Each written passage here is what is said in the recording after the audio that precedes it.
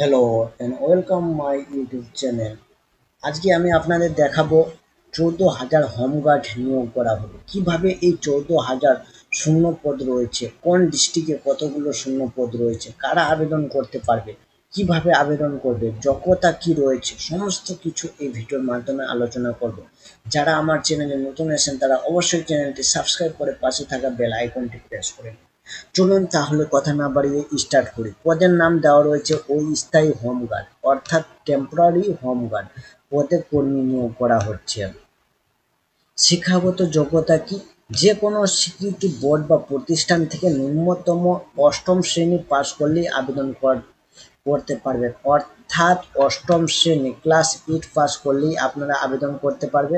এছাড়া যারা মাধ্যমিক, উচ্চ মাধ্যমিক, বিএড পড়াশোনা করছেন তারা সবাই কিন্তু অ্যাপ্লাই করতে পারবেন। কম করে অষ্টম থেকে যে কোনো ক্লাসে আপনারা পড়াশোনা করেন বা পাস করেছেন তারাই কিন্তু আবেদন করতে পারবে। ঠিক আছে, কম করে অষ্টম, আর বেশি হচ্ছে মাধ্যমিক, গ্রাজুয়েশন বা এইচএস যে কোনো শাখায় আপনারা পাস করলে অ্যাপ্লাই করতে পারেন। বেতনটা দেখুন, প্রতিদিন আপনাদের বেতন দেওয়া হবে 626 টাকা করে বেতন পাবেন।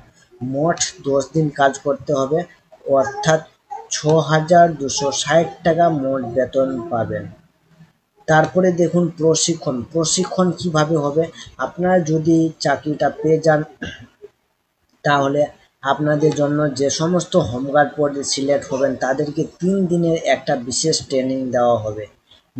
এই ট্রেনিংটি আপনাদের 3 দিনের জন্য বরাদ্দ করা থাকবে, অর্থাৎ 3 দিনের একটা ছোট্ট ট্রেনিং দেওয়া যাবে। নিয়োগ প্রক্রিয়া কি, কিভাবে আপনারা নিয়োগ হবেন? এখানে কোনো রকম লিখিত পরীক্ষা বা ইন্টারভিউ নেই।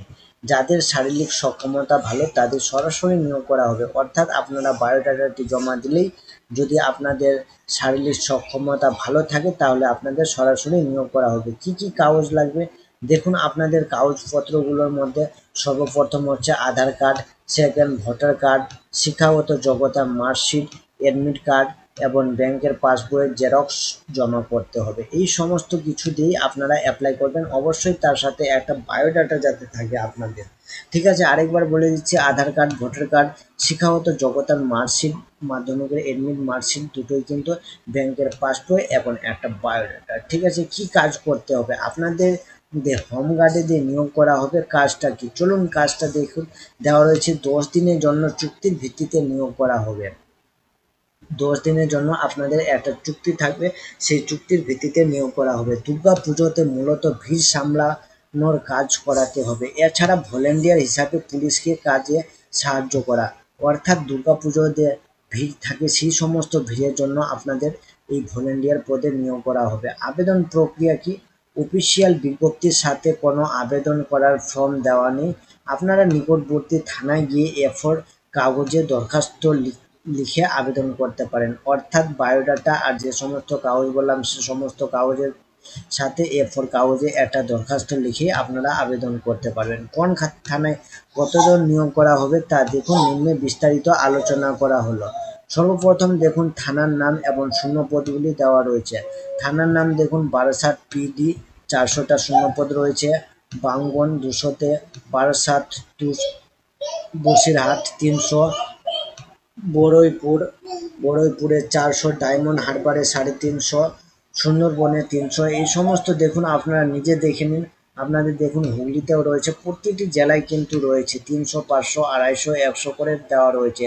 পুরুলিয়া রয়েছে, মালদা দেখুন মালদাতে দেওয়া রয়েছে 220টা, দক্ষিণ দিনাজপুরে 300টা, রায়গঞ্জ 100টা, ইসলামপুরে 300, জলপাইগুড়ি 400, আলিপুরদুয়ারে 400, কোচবিহারে 500।